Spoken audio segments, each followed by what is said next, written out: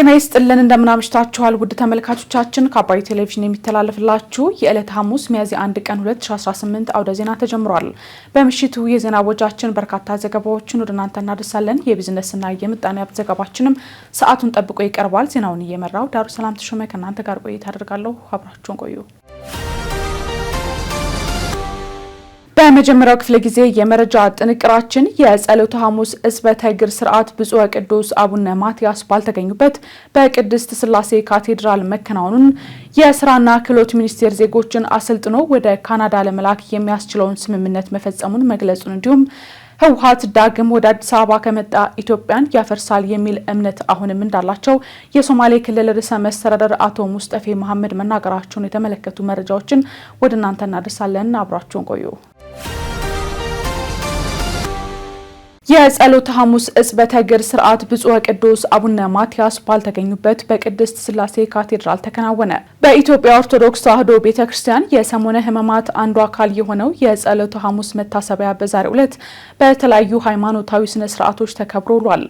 ከዕለቱ ታላላቅ ክንዋኔዎች መካከል አንዱ የሆነውና ኢየሱስ ክርስቶስ ለደቀ መዛሙርቱ ያሳየውን የትህትና አርአያነት የሚዘክረው የዕጽበተ እግር ወይም የእግር ማጠብ ስርዓት ብፁዓን አባቶች ካህናትና በርካታ ምዕመናን በተገኙበት በመንበረ ጸባዖት ቅድስት ሥላሴ ካቴድራል ተከናውኗል።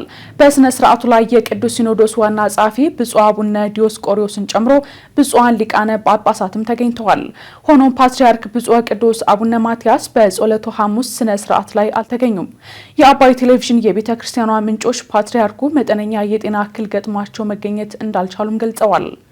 በነገው ዕለት በሚከበረው የስቅለት በዓል ላይ ፓትርያርኩ ይገኛሉ ወይም አይገኙም የሚለው ጉዳይ ግን አልተረጋገጠም። በተመሳሳይ ዜና ጸሎተ ሐሙስ በኢትዮጵያ ካቶሊካዊት ቤተክርስቲያን በልደታ ማርያም ካቴድራል በተለያዩ ሃይማኖታዊ ስርዓቶችም ተከናውኗል። ብፁዕ ካርዲናል አቡነ ብርሃነ ኢየሱስ ሊቃነ ጳጳሳት ዘካቶሊካውያን ኢየሱስ ክርስቶስ የሐዋርያትን እግር ዝቅ ብሎ በማጠብ ትህትናን ያስተማረበትን አርአያ በመከተል የእምነቱ ተከታዮች በተገኙበት የምዕመናንን እግር አጥበዋል። ጸሎተ ሐሙስ የተቸገሩ የሚረዱበት፣ የታመሙ የሚጎበኙበት እንዲሁም የትህትናና የፍቅር ዕለት ነውም ብለዋል። የስራና ክህሎት ሚኒስቴር ዜጎችን አሰልጥኖ ወደ ካናዳ ለመላክ የሚያስችለውን ስምምነት መፈጸሙን ገለጸ። የስራና ክህሎት ሚኒስቴር ዜጎችን አብቅቶ ወደ ካናዳ ለመላክ ከፊውቸር ፊል ኢንተርናሽናል ጋር ስምምነት አድርጓል። በወቅቱ ንግግር ያደረጉት የስራና ክህሎት ሚኒስቴር ሚኒስትሯ ወይዘሮ ሙፈሪያት ካሚል ስምምነቱ ብቁ የሆኑ ዜጎችን አሰልጥኖ ወደ ካናዳ ለመላክ እየተደረገ ነው ብለዋል። የካናዳ መንግስት እውቅና ባለው መልኩ ዜጎችን ለይቶ ወደ ውጭ በመላክ ሁለቱም ሀገራት የጋራ ተጠቃሚ እንዲሆኑ የሚያደርግ ነውም ተብሏል። በኢትዮጵያ በኩል ዜጎች በቅተው የስራ እድል የሚያገኙበት እንዲሁም በካናዳ በኩል ደግሞ በቂ የሰለጠነ የሰው ኃይል እንዲኖር የሚያደርግ ነውም ሲሉም ገልጸዋል። ወይዘሮ ሙፈሪያት ካሚል ሚኒስትሯ ወደ ካናዳ እንልካለን የሚሉ ህገወጦች እንዳሉ አንስተው ይህ ተገቢ እንዳልሆነና በተለያየ ጊዜም ሚኒስቴር መስሪያ ቤቱ ዜጎች ከነዚህ ህገወጦች እንዲጠነቀቁ ማሳሰቡን ጠቁመዋል። የዛሬው ስምምነት ግን ዜጎች ሰልጥነው ወደ ካናዳ የሚሄዱበት እንደሆነ መናገራቸውን የኢትዮጵያ ፕሬስ ድርጅት ዘግቧል። የፊውቸር ፊት ኢንተርናሽናል ማኔጂንግ ዳይሬክተር አቶ አብይ ራይሞንድ በበኩላቸው የተደረገው ስምምነት የዜጎችን ችሎታና አቅምን ለማውጣት የሚያስችል ነው ብለዋል። ስልጠናው ለተማሩ ዜጎች ቅድሚያ የሚሰጥ ቢሆንም አቅም አለን የሚሉ ዜጎች ተመዝግበው ስልጠናውን ማግኘት ይችላሉም ነው ያሉት። አክለው ምዝገባ የሚጀመርበትን ቀን በዋና ዋና መገናኛ ብዙሃን የምናሳውቅ ይሆናልም ብለዋል። ስምምነቱ ኢትዮጵያን ብቻ የሚጠቅም ሳይሆን ለካናዳም የሰለጠነ በቂ የሰው ኃይል እንድታገኝ የሚያደርጋት መሆኑንም ገልጸዋል። ህወሓት ዳግም ወደ አዲስ አበባ ከመጣ ኢትዮጵያን ያፈርሳል የሚል እምነት አሁንም እንዳላቸው የሶማሌ ክልል ርዕሰ መስተዳድር አቶ ሙስጠፌ መሐመድ ተናገሩ። የሶማሌ ክልል ርዕሰ መስተዳድር አቶ ሙስጠፌ መሐመድ ህወሓት ተመልሶ ወደ ስልጣን የሚመጣ ከሆነ ኢትዮጵያ ትፈርሳለች የሚል እምነት አሁንም እንዳላቸው ተናግረዋል።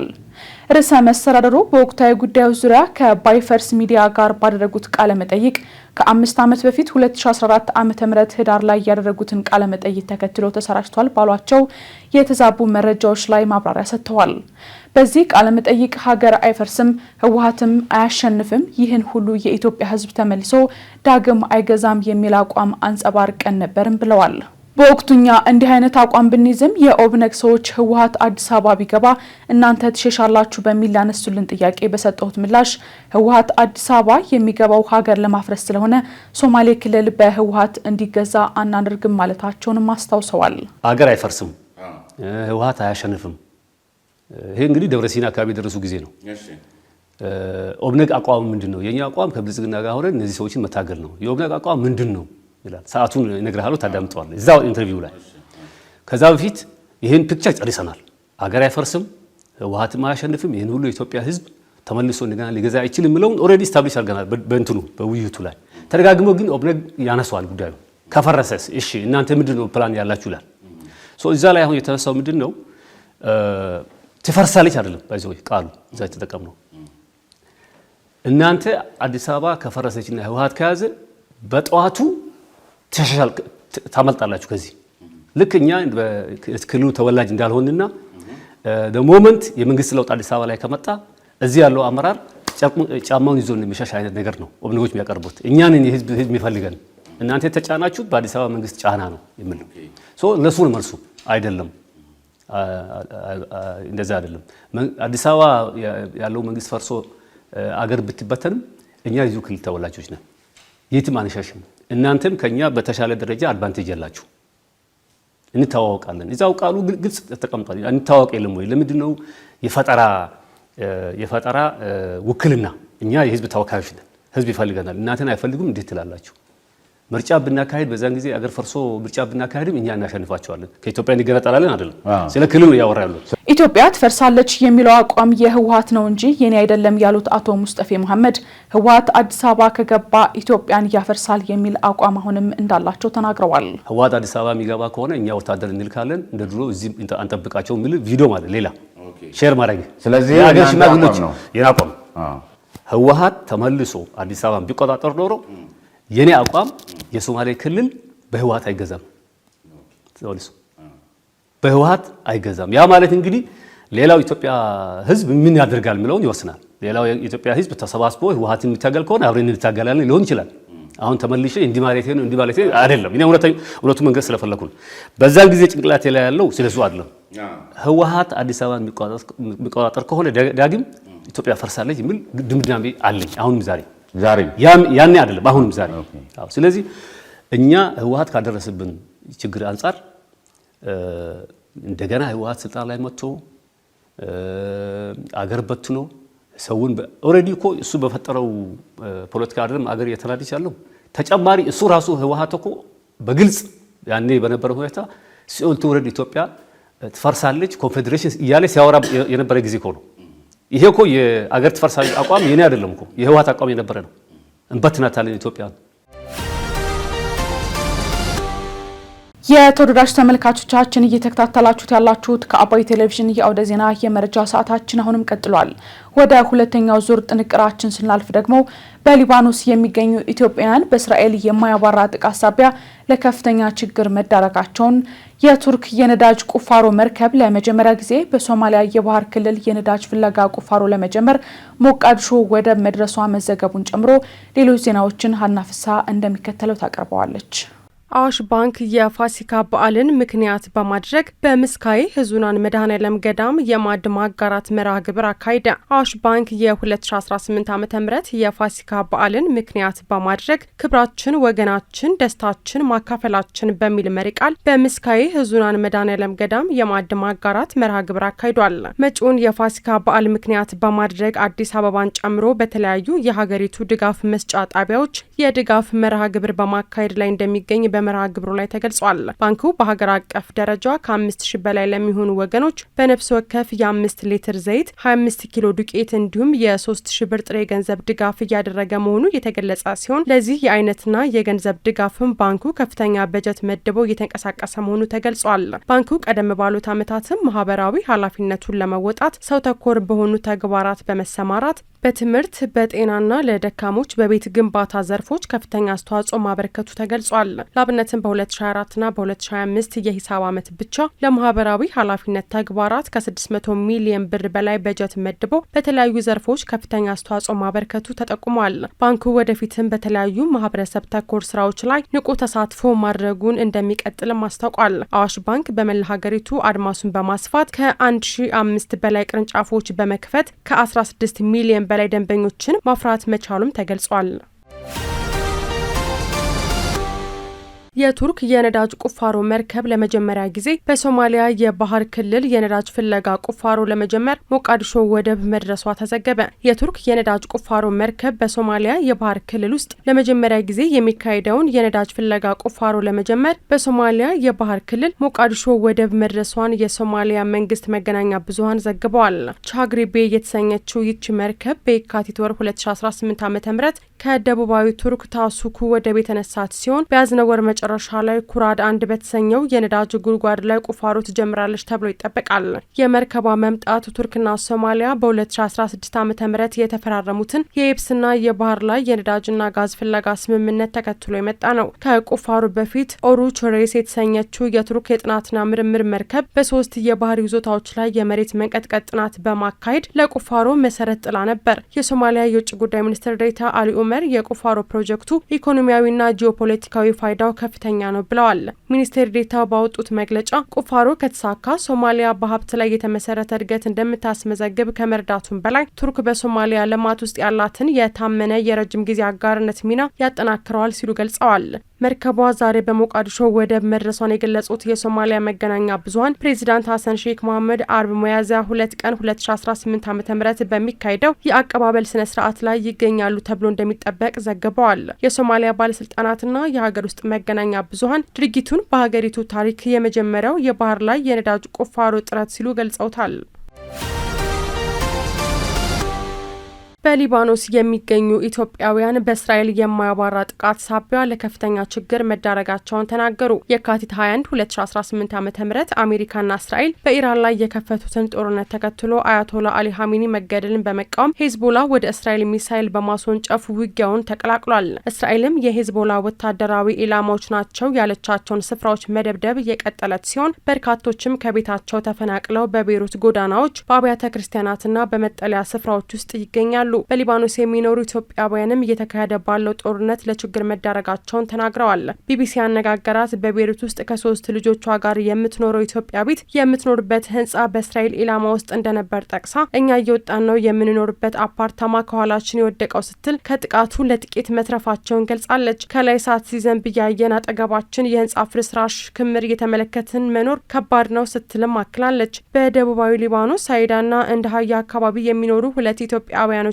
በሚኖሩበት መጠለያ አጠገብ የሚገኝ ህንጻ ላይ ጥቃት መፈጸሙንና መቃጠሉን ተናግረዋል። በየዕለቱ ሁኔታዎቹ ከመሻሻል ይልቅ እየተባባሰ ነው የሚሄደው የሚሉት እነዚህ ኢትዮጵያውያን ከቤታቸው ከተፈናቀሉ 1 ወር ከ5 ቀናት እንደሆናቸው አስረድተዋል። በቤይሩት በአንድ ቤተክርስቲያን ውስጥ ከ3 ልጆቿ ጋር ተጠልላ የምትገኙ ኢትዮጵያዊትም አሁን የተጠለሉበት ቤተክርስቲያን ደህንነቱ የተጠበቀ ቢሆንም ጥቃቱ በሊባኖስ የሚፈጸምበት የሰዓትም ሆነ የቦታ ገደብ እንደሌለው ጠቅሳለች። ቢቢሲ ያነጋገራት የልጆች እናት የሆነችው ኢትዮጵያዊት 170 በቤይሩት የሚኖሩ ኢትዮጵያውያን እናቶች ያሉበትን ጽናት ማዘርስ የተሰኘ ቡድን መስርታ እርስ በርስ እንደሚደጋገፉ ተናግራለች። ኢትዮጵያውያኑ ከመንግስት ድጋፍ እንደማያገኙ የተናገረችው በቤይሩት የምትኖረው ኢትዮጵያዊት መጠለያዎችና ትምህርት ቤቶች ሲከፈቱ ለእኛ ለስደተኞች ያ ነገር ክፍት አይሆንም፣ ለሀገሩ ዜጋ ነው ቅድሚያ የሚሰጡት ስትል ያለውን ሁኔታ ማስረዳቷን ዘገባው አክሏል። ኔታንያሁ አስፈላጊ በሆነ ጊዜ ሄዝቦላህ ላይ ጥቃት እንደሚፈጸም ሲገልጹ የኢራን ፕሬዝዳንት በበኩላቸው እጆቻችን አሁንም ቃታው ላይ ናቸው ሲሉ አስጠነቀቁ። የኢራን ፕሬዝዳንት ማሱድ ፔስሺኪያን እስራኤል ሊባኖስ ላይ የምትፈጽመው ጥቃት የተኩስ አቁሙን ስምምነት በግልጽ የጣሰ ነው ሲሉ ገልጸዋል። በሌላ በኩል ደግሞ የተባበሩት አረብ ኤምሬትስ የገቡት የዩናይትድ ኪንግደም ጠቅላይ ሚኒስትር ኪር ስታርመር ኢራን የሆርሙዝ ወሽመጥን መደራደሪያ ማድረግ የለባትም ብለዋል።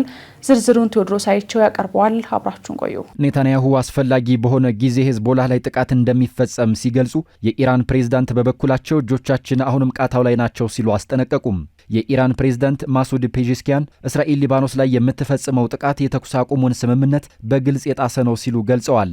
የእስራኤል ጥቃቶች በሊባኖስ በሊባኖስ ላይ መቀጠላቸው ሊደረስ ለሚችለው ስምምነት ቁርጠኝነት እንደሚጎድለው የሚያሳይ አደገኛ ምልክት ነው ሲሉ ማሱድ ፔዜሽኪያን አስጠንቅቀዋል። የኢራኑ ፕሬዝዳንት ይህንን አስተያየት በኤክስ ገጻቸው ያሰፈሩት የእስራኤል ጦር የሄዝቦላህ ኢላማዎች እንደሆኑ በገለጻቸው የሊባኖስ ስፍራዎች ላይ ከ100 በላይ የአየር ጥቃቶችን በፈጸመ ማግስት ነው። የእስራኤሉ ጠቅላይ ሚኒስትር ቤንያሚን ኔታንያሁ አስፈላጊ በሆነ ጊዜ ሁሉ ሄዝቦላህ ላይ ጥቃት እንደሚፈጸም ዛሬ ሚያዝያ 1 ቀን 2018 ዓ.ም ተናግረዋል። ጠቅላይ ሚኒስትሩ ይህንን ያሉት የእስራኤል መከላከያ የሄዝቦላህ ዋና ጸሐፊ ናይም ቃሲም የወንድም ልጅ የሆነውን አሊ ዩሱፍ ሃርሽን መግደሉን ካስታወቀ በኋላ ነው። የኢራኑ ፕሬዝዳንት ፔዜሽኪያን በኤክስ ልጥፋቸው የጥቃቶች መቀጠል ከአሜሪካ ጋር የሚደረገውን ድርድር ወደ ትርጉም የለሽ እንደሚያወርደው ገልጸው የኢራን እጆች አሁንም ቃታው ላይ ሆነው እንደሚቀጥሉ ጽፈዋል። የኢራን ፓርላማ አፈ ጉባኤ በበኩላቸው የተኩስ አቁም ጥሰቶች ግልጽ ዋጋ እንደሚያስከፍሉና ጠንካራ ምላሽ እንደሚያስከትሉ ተናግረዋል። ሊባኖስ የማትነጠል የተኩስ አቁሙ አካል መሆኗን የገለጹት አፈ ጉባኤው መሐመድ ባጋር ጋሊባፍ ለክህደትና ማፈግፈግ የሚሆን ቦታ እንደሌለ አሳስበዋል። በሌላ በኩል ደግሞ የእንግሊዙ ጠቅላይ ሚኒስትር ኬር ስታርመር ለባህረ ሰላጤው ሀገራት ኢራን የሆርሙዝ ወሽመጥን እንደ መደራደሪያ መያዝ እንደሌለባት ተናግረዋል። የተባበሩት አረብ ኤሚሬትስ የገቡት የዩናይትድ ኪንግደም ጠቅላይ ሚኒስትር ኬር ስታርመር ኢራን የሆርሙዝ ወሽመጥን መደራደሪያ ማድረግ የለባትም ብለዋል። ኬር ስታርመር ከባህረ ሰላጤው ሀገራት የመከላከያ ተወካዮች ጋር ባደረጉት ንግግር ሀገራቸው በጦርነቱ ላይ ቋሚ አቋም ማንጸባረቋን ያነሱ ሲሆን ግጭቱ እንዲረግብና ዘላቂ የተኩስ አቁም ስምምነት እንዲደረስ ጥሪ አቅርበዋል። ጠቅላይ ሚኒስትሩ በሆርሙዝ ወሽመጥ ጉዳይ ሀገራት በአንድ ላይ በመስራት መፍትሄ መፈለግ ይገባቸዋል ብለዋል። አሜሪካና ኢራን ተኩስ የማቆም ስምምነት ላይ ከደረሱ በኋላ የኢራን እስላማዊ አብዮታዊ ዘብ ያለ ፍቃድ የሆርሙዝ ወሽመጥን ለማለፍ የሚፈልግ መርከብ ኢላማ እንደሚደረግና ጉዞው እንደሚዘገይ አስታውቋል። የዋይት ሀውስ ፕሬስ ኃላፊ ካሎሪን ሌቪት ግን የሆርሙዝ ወሽመጥ ተዘግቷል የሚሉ ሪፖርቶች ሐሰተኛ ናቸው ብለዋል። በተጨማሪም የዩናይትድ ኪንግደም መከላከያ ሚኒስትር ጆን ሄሊ ሀገራቸው የኢራን ጦርነትን ለማስቆም የተደረገውን የተኩስ አቁም እንደምትደግፍና ዘላቂነት እንዲኖረው እንደምትፈልግ ገልጸው በሊባኖስ የሚታየውን የጥቃት መባባስ አውግዘዋል። የሩሲያ ሰርጓጅ መርከቦችን እንቅስቃሴ በተመለከተ ዛሬ መግለጫ የሰጡት ሚኒስትሩ የተኩስ አቁሙ ይዘልቃል ብለው ያስቡ እንደሆነ ከቢቢሲ ጥያቄ ቀርቦላቸው በሰጡት ምላሽ የተኩስ አቁሙን በበጎ እንቀበለዋለን፣ እንዲጠናከር ለማድረግ የራሳችንን ድርሻ እንወጣለን ብለዋል። መከላከያ ሚኒስትሩ አክለውም ሊባኖስ ውስጥ የሚታየውን የጥቃት መባባስ እናወግዛለን። የእስራኤልና ሊባኖስ ግጭት በተኩስ አቁሙ ማዕቀፍ ውስጥ እንዲካተት እንፈልጋለን። ምክንያቱም መላው የመካከለኛው ምስራቅ ቀጠና ወደ ትልቅ መረጋጋት ተመልሶ መመልከት እንፈልጋለን ሲሉ ተናግረዋል። ሄሊ በመግለጫቸው አክለውም ከጦርነቱ ጋር በተያያዘ ከፍተኛ ቁጥር ያለው የዩናይትድ ኪንግደም ጦር ወደ መካከለኛው ምስራቅ ማሰማራት የብሪታንያ ብሔራዊ ጥቅም እንዳልሆነ አስረድተዋል። የአባይ ቴሌቪዥን የምሽት ዘገባዎች እንደቀጠሉ ናቸው። ውድ ተመልካቾቻችን፣ አሁን ደግሞ የቢዝነስና ምጣኔ ሀብት ጉዳዮች ወደ እናንተ የሚደርሱበት ሰዓት ላይ ደርሰናል። መረጃዎቹን ዘሩፋኤል ሀብታሙ ያቀርቧቸዋል። በድጋሚ አብራችሁን ቆዩ።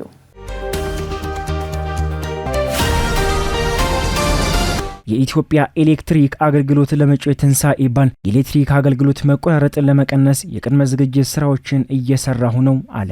የኢትዮጵያ ኤሌክትሪክ አገልግሎት በመጪው የትንሳኤ በዓል ሊኖር የሚችለውን የኤሌክትሪክ ኃይል መቆራረጥና መዋዠቅን ለመቀነስ የተለያዩ የቅድመ ዝግጅት ስራዎችን በማከናወን ላይ እንደሚገኝ አስታውቋል። በበዓላት ሰሞን ደንበኞች ቀኑን በድምቀት ለማክበር ከወትሮ የተለየ ኃይል አጠቃቀም ይኖራቸዋል ያለው አገልግሎቱ መሰረተ ልማቱ ላይ የሚፈጠረውን ከፍተኛ ጫና ለመቀነስም ተቋሙ በልዩ ትኩረት የቅድመ ዝግጅት ስራዎችን ሲያከናውን ቆይቷል ነው ያለው። ከበዓሉ አስቀድሞ ከተሰሩ ስራዎች መካከል የመካከለኛና የዝቅተኛ ማሰራጫ መስመሮችን መፈተሽ፣ የረገቡ ኤሌክትሪክ መንገዶችን የመወጠር፣ የእንጨት ምሰሶዎችን በኮንክሪት የመቀየር፣ የኃይል ጫና ያለባቸውን ትራንስፎርመሮች አቅም የማሳደግና አዲስ ትራንስፎርመሮችን የመትከል ስራዎች እንደሚገኙበት አገልግሎቱም ገልጿል።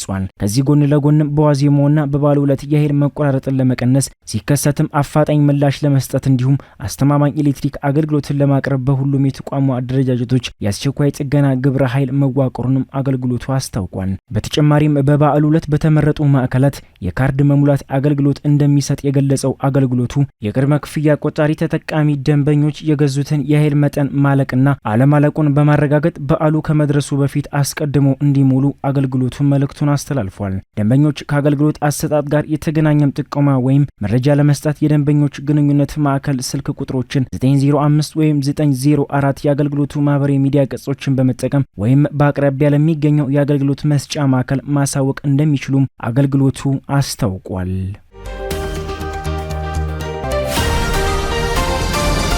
ኢትዮ ቴሌኮምና የኢትዮጵያ የክፍያ መንገዶች ኢንተርፕራይዝ የፈጣን መንገድ ክፍያን በቴሌብር የክፍያ ስርዓት ለማከናወን የሚያስችል ስምምነት ተፈራረሙ። ኢትዮ ቴሌኮም የፈጣን መንገዶች የክፍያ ስርዓትን በቴሌብር ሱፐር አፕ አማካኝነት የሚፈጸምበትን ቶሎ የተሰኘውን አዲስ የቴክኖሎጂ አገልግሎት በቱሉ ዲምቱ ዋና የክፍያ ጣቢያ ይፋ አድርጓል። ይህ አዲስ የቴክኖሎጂ ስርዓት በተለይም በአዲስ አበባ አዳማ የክፍያ መንገድ ላይ የሚታየውን የትራፊክ መጨናነቅና የእጅ በእጅ የገንዘብ ክፍያ የሚያስከትለውን መዘግየት በዘመናዊ መንገድ ለመፍታት ያለመ መሆኑም ተገልጿል። የኢትዮ ቴሌኮም ዋና ስራ አስፈጻሚ ፍሬ ታምሩ በወቅቱ እንደገለጹት ስርዓቱ ዲጂታል ኢትዮጵያን እውን ለማድረግና የአገልግሎት አካታችነትን፣ ቅልጥፍናን፣ ግልጽነትን ለማስፈን ወጪን ለመቀነስ ትልቅ ሚና ይጫወታል ብለዋል። ዋና ስራ አስፈጻሚዋ ተቋማት በቴክኖሎጂ ታግዘው ለደንበኞቻቸው ፈጣን አገልግሎት መስጠት እንዳለባቸውም አሳስበዋል።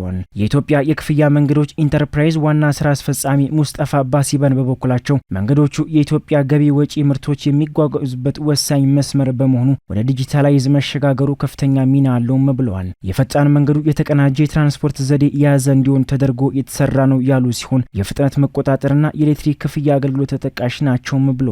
የክፍያ ስርዓቱን ማዘመንና ቅልጥፍና ለማምጣት ወሳኝ ሚና አለው ያሉት ዋና ስራ አስፈጻሚው አገልግሎቱ በቀን ከ32000 በላይ መኪና የሚያስተናግድ መሆኑንም ተገልጿል።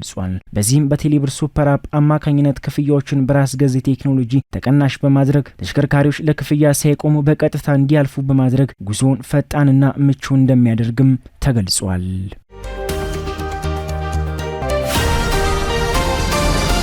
በቅርቡ የሚጀምረው የጋና ወር 2026ን አስመልክቶ በኩሪፍቱ አፍሪካን ቪሌጅ መግለጫ ተሰጠ።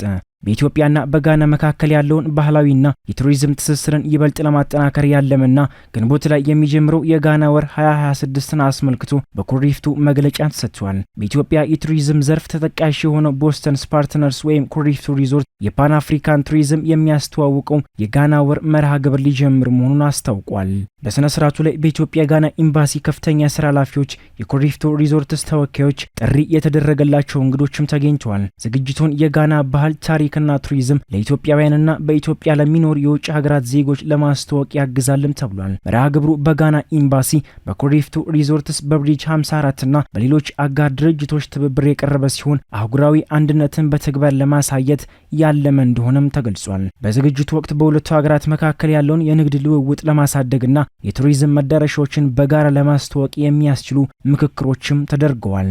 በዕለቱ ንግግር ያደረጉት የጋና ኤምባሲ ከፍተኛ ኃላፊዎች እንደገለጹት እንዲህ ያሉ መድረኮች በአፍሪካውያን መካከል ያለውን ትብብር ለማጠናከርና የአፍሪካን ነጻ የንግድ ቀጠና ስምምነትን ለማገዝ ከፍተኛ ሚና እንዳላቸውም ገልጸዋል። የኩሪፍቱ ሪዞርትስ ተወካዮች በበኩላቸው አፍሪካዊ ማንነትን የሚያንጸባርቁ ዝግጅቶችን በማስተናገድ ለዘርፉ እድገት ያለውን ቁርጠኝነትም ተናግረዋል። በመግለጫው ላይ የተለያዩ የጋና ባህላዊ አልባሳትና ምርቶችም ለእይታም ቀርበዋል። የጋና ወር ዝግጅት በተለያዩ ጥበባዊና ባህላዊ ክንውኖች የሚደረግ ሲሆን ቀጣይነትም እንደሚኖረውም ተገልጿል። ለአንድ ወር ሙሉ በሚቆየው በዚህ ዝግጅት የአፍሪካውያን መንደር ተብሎ በሚጠራው ስፍራ የአፍሪካ ባህላዊ ምግቦችና መጠጦች የሚቀርቡበት ነው የተባለው። የአህጉሪቱን ማንነት የሚገልጹ ዜማዎችና ውዝዋዜዎችም ይገኙበታል ሲል ኢትዮ ታይምስ ዘግቦታል። ስትከታተሉት የነበረው የዕለት ሐሙስ ሚያዝያ 1 ቀን 2018 ዓ.ም ከአባይ ቴሌቪዥን የአውደ ዜና የመረጃ ጥንቅራችን ይህን ይመስል ነበር። አብራችሁን ስለነበራችሁ ከልብ እያመሰገንን በያላችሁበት መልካም ምሽት ይሁንላችሁ።